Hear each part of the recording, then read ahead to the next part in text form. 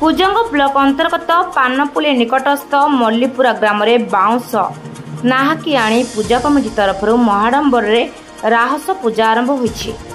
यह विगत 3 वर्ष धरी आयोजित होई आसुछि। यह प्रतिवर्ष पंचुक दिन आरंभ होई डंगा भसा दिन शेष होइथाय।